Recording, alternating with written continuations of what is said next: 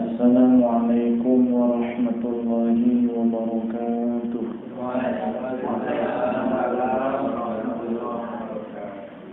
Alhamdulillah. Alhamdulillahi wahdahu wassalatu wassalamu ala rasulillah Sayyidina Muhammad ibn Abdillah wa ala alihi wa sahbihi wa mawalah. Allahumma salli wa sallim ala Sayyidina Muhammad al-Miftahi wa rahmatillah. Salatan wa salaman da'imain wa tanazzimain ila yawmil wuquf baina yadayillah. Allahumma salli wa sallim ala Sayyidina Muhammad nurika sari wa madadika jari wajma'ni bihi fi kulli aqwali wa ala alihi wa sahbihi ya nur. Amma ba'du, nawaitu ta'alluma wa ta'lim wa tadhakkura wa tadhkira wa naf'a wa ittifa' wal ifadata wa istifadah wa naf'alata wa suqi bi kitabillah wa sunnati rasulillah sallallahu alaihi wasallam wa du'a ila al-huda wa dalalata ila al-khayr ibtiqa'a wajhihi wa mardatihi wa qurbihi wa thawabihi subhanahu wa ta'ala wa man awadihi masyayikhuna wa man alima Allah subhanahu wa ta'ala min salihin niyat. Asalullah subhanahu wa ta'ala ayyaj'alana wa iyyakum min ulama'il 'amilin al-faizin bi-'ilmin yaqin wa 'ilmin yaqin hakim yaqin ma'ruf wa afiyah. Allahumma inna nas'aluka 'ilman nafi'an wa rizqan wasi'an halalan kathiran thayyiban mubarakan wa 'amalan mutaqabbalan wa waladan salihan wa 'amalan mutaqabbalan salihan wa shifaa'an min kulli da'in wa shaqaa'in bi rahmatika ya arhamar rahimin. Allahumma inna nas'aluka 'ilman nafi'an wa nash'aluka safihan wa hafizun. Allahumma inna na'udzu bika min 'ilmin la yanfa'u wa min qalbin la yakhsha' wa min nafsin la tashba' wa min 'aynin la tadma'u wa min da'watin la yustajabu laha subhanaka la 'ilma lana illa ma 'allamtana innaka antal 'alimul hakim wa tub 'alaina innaka antat tawwabur rahim. Allahumma arzuqna fahman nabiyyin wa hifdzal mursalin wa sur'atan ilmil muqarrabin. Shalli wa sallim ala sayyidina Muhammadin wa ala jami'il anbiya wal mursalin walhamdulillahi rabbil alamin. Hadirin wa hadirat muslimin wal muslimat rahimakumullah. Segenap hamba-hamba Allah, saudara-saudaraku yang dimuliakan Allah Subhanahu wa taala.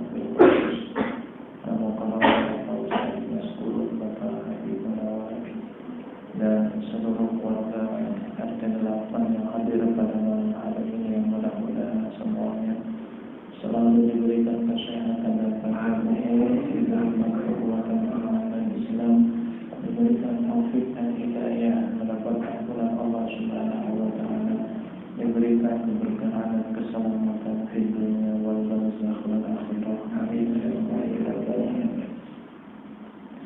Ibu dan bapak sekalian, mari kita memulai kajian yang pertama kitab Jawharatul Tauhid. Sebelumnya mari kita membaca suratul Fatihah. Kita niatkan pahalanya untuk kedua pengarang kitab ini, yang mudah-mudahan keberkahan mereka Allah Subhanahu wa taala limpahkan kepada kita semua. Ila hadratin Nabi Mustafa Sayyidina Muhammad sallallahu alaihi wasallam wa hadratin jami'i sahabati wal qawwati wa tabi'in, khususan ila hadratin sahib kitab Jawharatul Tauhid Syekh Al-Qadi sumina hamdan sahib kitab Taqwa Sadil Habib Hasan bin Ahmad bin Muhammad Al-Kab Al-Izad bin Sumaid Syekh Habib Umar bin Muhammad bin Salim bin Habib Syekh Habib Umar bin Salim wa jami' masyayikhi wa masyayikhi masyayikhi radhiyallahu anhum. Ghafarallahu lahu dhunubahu wa yu'li darajatihim wa a'ala 'alaina min barakatihim wa anfara 'alaina wa isa karumatihim syai'un lillahi lahumul fatihah. A'udzu billahi minasyaitonir rajim. Bismillahirrahmanirrahim. Alhamdulillahi rabbil alamin arrahmanir rahim maliki yawmiddin. إياك نعبد وإياك نستعين اهدنا الصراط المستقيم صراط الذين أنعمت عليهم غير المغضوب عليهم ولا الضالين. بسم الله الرحمن الرحيم. قال المصنف رحمه الله تعالى ونفعنا به وبعلومه في الدارين. عجوزنا كالروح لكن صاحح المثاني للليل والضحى. Di dalam bait yang ke-91 ini pengarang kitab Jauhar Tauhid akan membahas tentang kelanjutan daripada beberapa ciptaan Allah Subhanahu wa taala yang tidak hancur. Ya, beberapa hal yang berkaitan dengan manusia yang tidak binasa meskipun manusia itu telah meninggal dunia.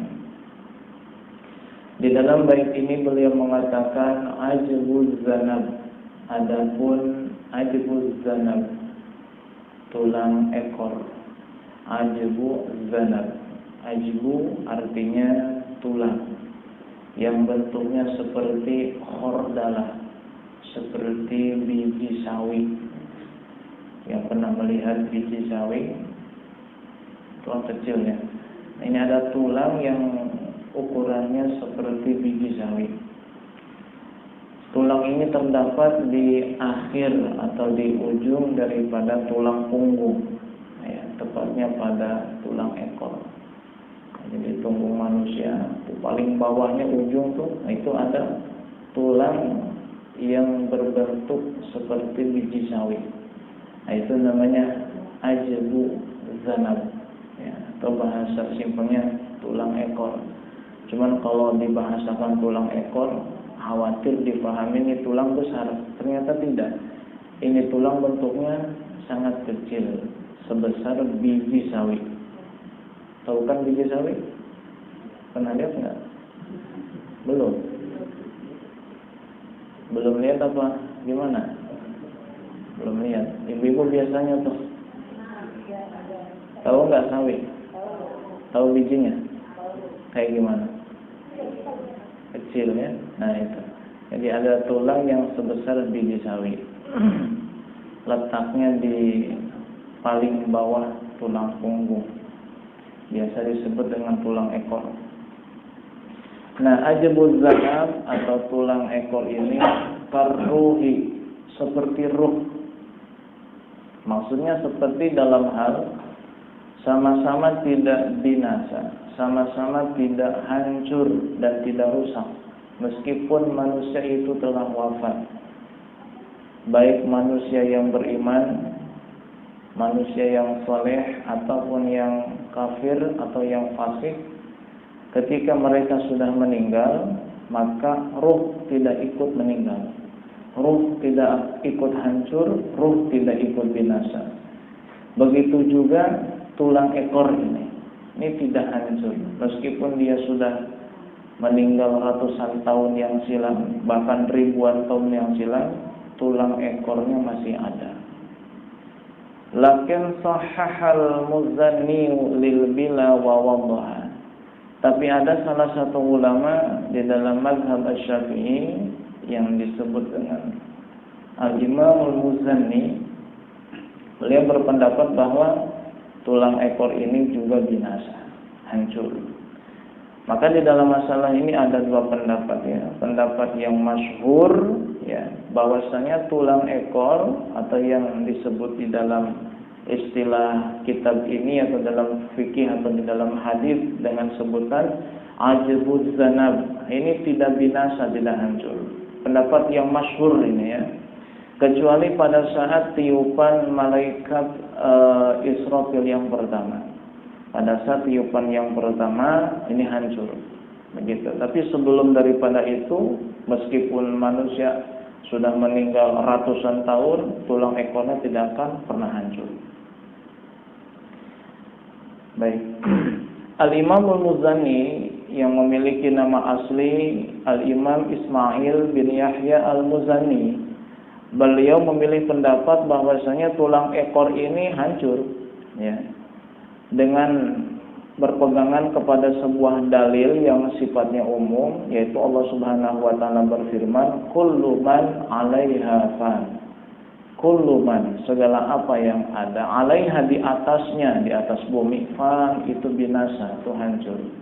Ayat ini secara zahir berlaku kepada semua hal selain Allah Subhanahu wa taala.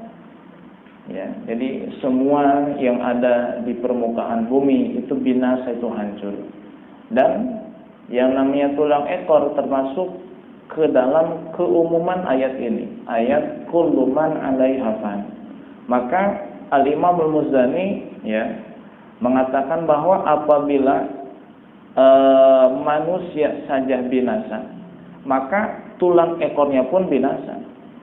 Beliau mengatakan fana ul kulli yastalzimu fana al juz'i. Binasanya al-kul, ya, manusia ini kan kul, ya. Kul itu artinya susunan, ya, murakkab, ya, dari berbagai macam unsur, dari berbagai macam hal. Jika manusia saja hancur binasa, sedangkan manusia adalah susunan dari berbagai macam partikel, berbagai macam susunan dari berbagai macam bagian dan bentuk, maka otomatis salah satu komponen yang membentuk manusia pun akan hancur. Ya, kalau manusia saja binasa, manusia itu kan ibarat sosok dari ujung rambut hingga telapak kaki, berikut dengan tangan, kaki, mata, dan semua organ tubuhnya. Jika manusia saja hancur, maka komponen yang menyusun manusia itu pun akan hancur. Dan salah satu hal yang menyusun manusia adalah tulang ekor. Sehingga kata Imam Al-Muzani, tulang ekor pun hancur. Ketika manusia ini meninggal, tubuhnya hancur, binasa, tulang ekornya pun demikian. Nah, pendapat Imam Muzani ini diikuti juga dan disepakati oleh Al-Imam Ibnu Qutaibah, ya. Tapi pendapat yang masyhur, pendapat yang lebih kuat, bahwasanya tulang ekor itu tidak hancur, tidak binasa. Pendapat yang masyhur dan lebih kuat ini didukung dengan sebuah riwayat yang sahih dari Al-Imam Muslim, dari sahabat Abi Hurairah radhiyallahu anhu, bahwasanya Rasulullah sallallahu alaihi wasallam telah bersabda, inna fil insani azman, sesungguhnya pada tubuh manusia itu terdapat sebuah tulang, la ta'kuluhul ardu abadan, yang tidak dimakan oleh tanah selama-lamanya. Minhu yurakabul khalqu yaumal qiyamati, dari tulang itulah kelak nanti di hari kiamat manusia dibangkitkan kembali oleh Allah Subhanahu wa taala. Qalu, para sahabat bertanya, ayyu azmin huwa ya Rasulullah? Tulang seperti apakah itu ya Rasul? Tulang apakah itu ya Rasul? Rasul sallallahu alaihi wasallam menjawab, ajbuz zanab. Tulang tersebut adalah ajbuz zanab, atau yang disebut dengan tulang ekor, ya. Tulang ekor. Diperkuat dengan hadis lain, riwayat Imam Ahmad dan Imam Ibnu Hibban dari sahabat Abu Sa'id radhiyallahu anhu, sesungguhnya Rasulullah sallallahu alaihi wasallam qala, telah bersabda, ya'kulu turabu kulla syai'in minal insan. Tanah memakan segala sesuatu dari manusia, rambutnya, kulitnya, dagingnya, darah, tulang, sumsum, mata, usus, paru-paru, jantung, lambung, semuanya dimakan oleh tanah. Illa ajba zanabihi, kecuali tulang ekornya. Qila wa ma huwa ya Rasulullah? Rasul ditanya, seperti apakah tulang ekor itu ya Rasulullah? Kata Rasul, mislu habbati khardalin. Tulang ekor yang dimaksud tadi itu seperti biji sawi kecil. Minhu tunasyaun, dari tulang ekor itulah kelak nanti kamu akan dibangkitkan oleh Allah Subhanahu wa taala. Ya. Jadi alhasil kesimpulannya bahwa ada beberapa hal yang berkaitan dengan manusia yang tidak hancur dan binasa meskipun manusia itu telah meninggal dunia. Yang pertama apa? Ruh, ya. Yang kedua adalah apa tadi? Tulang ekor, bahasa Arabnya ajbuz zanab. Ingat-ingat nih apa? Ajbuz zanab, ya. Ajbu zanab. Zanab. Ajbu tulang, zanab ekor. Jangan ajbuz zambi, kalau zambi dosa. Ya, ini zanab, nunnya fathah, ajbuz zanab. Lanjut bait yang ke-93. Wa kullu syai'in halikun qad khaffahu umumahu fatlub lima qad lakhasu. Ketika pengarang kitab ini telah menjelaskan tentang bahwasanya ruh itu tidak hancur, kemudian tulang ekor juga tidak hancur, ya. Ki Musannif mengatakan firman Allah Subhanahu wa taala yang berbunyi kullu syai'in halikun illa wajhah. Segala sesuatu itu hancur dan binasa, illa wajhahu, kecuali zat Allah Subhanahu wa taala. Ayat ini terdapat di dalam surah Al-Qasas ayat 88. Dan ayat ini secara zahir berlaku umum kepada siapapun selain Allah. Kullu syai'in, segala sesuatu. Halikun, itu binasa. Hancur, mati. Illa wajhahu, kecuali zat Allah Subhanahu wa ta'ala. Berarti segala sesuatu selain daripada Allah, selain dari sifat-sifat Allah, semuanya adalah halikun, hancur, binasa, rusak dan mati. Itu kan yang dipahami daripada ayat yang tadi, ayat surah Al-Qasas 88. Kullu syai'in halikun illa wajhah. Segala sesuatu itu hancur, binasa, rusak dan mati kecuali zat Allah dan sifat-sifat Allah. Dan berarti bisa kita pahami bahwa segala sesuatu selain daripada Allah itu bisa hancur, itu mati, itu binasa, halik. Maka kata Ki Musannif, wa kullu syai'in halikun qad khassasu umumahu. Keumuman ayat ini, ayat kullu syai'in halikun illa wajhahu, telah dikhususkan oleh para ulama. Ya, ini namanya kalau dalam istilah ilmu usul fikih disebutnya am makhsus. Jadi ada suatu nas yang secara zahir itu sifatnya umum, tapi ternyata keumuman nas tersebut makhsus, dikhususkan, ada pengecualiannya, dan begitu. Ya.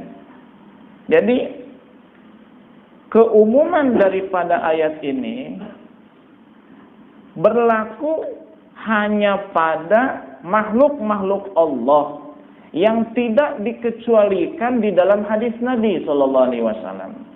Jadi bagi makhluk Allah yang telah dikecualikan di dalam hadis Nabi, mereka itu tidak hancur, tidak binasa. Seperti ruh, ya. Kemudian ajbuz zanab, tulang ekor. Lalu jasad para nabi, jasad para syuhada, kemudian arsy, ya. Lalu kursi, surga, neraka, bidadari. Kesemua ini kan bukan Allah. Jasad Nabi bukan Allah. Ya, jasadnya syuhada bukan Allah, arsy bukan Allah, kursi bukan Allah, surga, neraka, bidadari semuanya bukan Allah, selain Allah. Tetapi banyak riwayat hadis Nabi Sallallahu Alaihi Wasallam yang menjelaskan bahwa yang tadi itu dari mulai ruh, kemudian tulang ekor, jasad para nabi, syuhada, kemudian bidadari, surga, neraka, aras, kursi, ini tidak hancur. Lah berarti apakah bertentangan hadis-hadis Nabi dengan firman Allah kullu syai'in halikun illa wajha, yang di dalam itu sudah jelas-jelas Allah menyebutkan bahwa segala sesuatu itu hancur dan binasa kecuali zat Allah? Jawabannya tidak bertentangan. Justru hadis-hadis Nabi ini mengkhususkan keumuman daripada firman Allah itu. Jadi firman Allah yang ini Al-Qasas 88 kan sifatnya umum. Nah itu ada pengecualiannya. Nah pengecualiannya itu adalah kekhususan yang tidak termasuk daripada ayat tersebut. Nah inilah pentingnya belajar ilmu usul fikih. Sebagaimana sebuah hadis yang mungkin ibu bapak sering mendengar, kullu bid'atin dhalalatun. Setiap yang bid'ah, dhalalatun, itu sesat. Dengan mudahnya sebagian kelompok umat Islam berbekal dengan hadis ini menyerang kelompok umat Islam yang lain yang berbuat bid'ah. Yang melakukan maulid Nabi dikatakan bid'ah, yang membuat tahlilan, yang mengadakan tahlilan bid'ah, ya, yang mengadakan rajaban bid'ah, yang tawasulan bid'ah semuanya. Apa dasarnya? Kullu bid'atin dhalalatun. Setiap yang bid'ah itu sesat. Wa kullu dhalalatin finnar, dan setiap yang sesat itu di neraka. Lah ini hadis memang sifatnya umum, tapi keumuman hadis ini telah ditaksis, telah dikhususkan oleh hadis-hadis yang lain. Sebagaimana Nabi Shallallahu Alaihi Wasallam bersabda, "Man ahdatsa fi amrina hadza ma laisa minhu." Barang siapa yang membuat sesuatu yang baru, yang tidak berkaitan dengan urusan kami, yang tidak ada kaitannya dengan urusan kami, maksudnya mengadakan sesuatu yang baru, ya, yang tidak sesuai dengan syariat kami, tidak sesuai dengan ajaran kami, fahuwa raddun, maka sesuatu itu ditolak. Man amila amalan laisa alaihi amruna fahuwa raddun. Barang siapa yang mengerjakan suatu amalan yang kami tidak melakukannya, amalan di sini berarti apa? Ibadah. Maka amalan tersebut tertolak. Nah ibadah di sini ya kayak misalnya sholat 5 waktu, kita tambah jadi 6 waktu, ini tertolak, bid'ah namanya. Ya, bid'ah namanya. Puasa Ramadan, hanya itu saja, setahun sekali yang wajib. Ada orang yang mewajibkan puasa selain Ramadan, misalnya mewajibkan puasa di bulan Syawal, ini bid'ah, tertolak. Ya, misalnya ada zakat, zakat kan hanya di dalam 6 harta saja, ya. Binatang ternak, ya, sapi, kambing, kemudian unta, kemudian emas dan perak, lalu tumbuh-tumbuhan ya seperti buah-buahan kurma dan anggur, kemudian makanan pokok, lalu tambang emas dan perak, kemudian harta temuan, kemudian harta dagangan. Ini 6 yang wajib dizakati. Loh, tiba-tiba ada orang yang mewajibkan sesuatu yang tidak berkaitan dengan yang 6 harta ini, wajib katanya zakat. Ini juga bid'ah. Tapi kalau bukan dalam urusan agama, ya kayak kita misalnya mengadakan maulid ini budaya, bukan agama, budaya. Cuman diisi dengan nilai-nilai agama, maka bernilai pahala. Tahlilan, ini budaya. Ya, diisi dengan nilai-nilai agama, bernilai pahala, maka bukan bid'ah yang termasuk dalam hadis tadi kullu bid'atin dhalalatun. Karena kalau setiap yang bid'ah itu dipukul rata sesat, artinya bid'ah segala sesuatu yang tidak dilakukan Nabi dan tidak ada di zaman Nabi, ya pasti sahabat seperti Sayyidina Ali bin Abi Thalib tidak akan menyuruh muridnya Al-Imam Abu Aswad Ad-Du'ali untuk membuat titik di huruf-huruf Al-Quran. Quran itu dulunya tidak ada harokat, tidak ada titiknya. Jadi antara huruf ba, ya, nun, ta, sa, tulisannya sama kayak gitu. Bisa Anda baca? Nggak bakal bisa. Waktu titiknya ada kadang salah juga. Dulu tidak ada titiknya. Ketika Sayyidina Ali melihat banyak sekali orang Arab yang sudah bercampur baur dengan orang non-Arab, dengan orang Ajam, sehingga keaslian kemurnian bahasa Arab sudah tidak orisinil lagi, tidak bisa terjaga lagi, khawatir orang-orang ajam membaca seenak mereka ayat-ayat Allah Subhanahu wa taala. Maka Al-Imam Ali bin Abi Thalib menyuruh muridnya Imam Abu Aswad Ad-Du'ali untuk memberi titik di huruf-huruf Al-Qur'an. Ba titiknya 1 di bawah, ya titiknya 2 di bawah, sa titiknya 3 di atas, nun titik 1 di atas, tak titik 2 di atas, jim titiknya 1 di tengah, kho titik 1 di atas. Ini inisiatif Sayyidina Ali bin Abi Thalib menyuruh muridnya Imam Abu Aswad Ad-Du'ali, dan ini tidak pernah dilakukan Nabi SAW. Berani mengatakan bidah kepada Sayyidina Ali? Hasya wa kalla, nggak bakal berani. Lebih dahsyat daripada itu, Abu Bakar Siddiq radhiyallahu anhu mendapat usulan dari Umar bin Khattab untuk mengumpulkan Al-Qur'an. Ya, Quran yang tadinya tertulis di pelepah-pelepah kurma, kemudian kulit-kulit unta, tidak terbukuk, tidak terkumpulkan dalam satu buku ya. Maka Abu Bakar Siddiq radhiyallahu mengatakan, seandainya aku diberi tugas untuk memindahkan gunung, niscaya itu lebih mudah bagiku ketimbang harus mengumpulkan Quran, sesuatu yang tidak pernah dilakukan Nabi sallallahu alaihi wasallam. Tapi Umar bin Khattab mengatakan, kalau bukan kita yang mengumpulkan, khawatir para hafid Quran meninggal dunia, kemudian Quran pun hilang bersama dengan wafatnya mereka, khawatir Quran ini hilang. Sedangkan Allah sudah menjamin, inna nahnu nazzalna dzikra wa inna lahu lahafizun. Kami yang telah menurunkan Al-Quran dan kami yang menjamin dan menjaga Al-Quran sampai hari kiamat. Nah, maka Allah menjaga Al-Quran dengan cara Allah ciptakan para penghafal Quran, dan Allah gerakkan Sayyidina Umar bin Khattab untuk memberi saran kepada Sayyidina Abu Bakar Siddiq demi mengumpulkan Al-Quranul Karim. Kemudian mushaf ini dipegang oleh Sayyidatuna Hafsah binti Umar radhiyallahu anhuma, dan kemudian nanti ditulis kembali pada zaman Sayyidina Utsman bin Affan radhiyallahu anhu, ya. Dan hingga sekarang terkenal dengan Mushaf Utsmani. Nah, ini semua tidak ada zaman Nabi. Berani mengatakan mereka bid'ah, ya. Jadi kalau kullu bid'atin dolalah, berarti baca Qurannya nggak boleh ada harakat, nggak boleh titik, ya. Baca coba sampai botak sariawan nggak bakal ketemu. Ya, dari kulit unta bacanya. Nah, dari pelepah kurma. Ya, jadi memahami hadis ataupun ayat tidak boleh hanya melalui zahirnya saja atau lebih-lebih hanya terjemahnya saja, harus seperti apa yang telah dipahami dan dijelaskan oleh para ulama. Jadi kullu syai'in halikun illa wajha, ini adalah ayat yang umum tapi dikhususkan ataupun dikecualikan, ditaksis oleh beberapa hadis Nabi sallallahu alaihi wasallam. Ada beberapa makhluk Allah yang tidak hancur dan binasa. Salah satunya adalah siapa?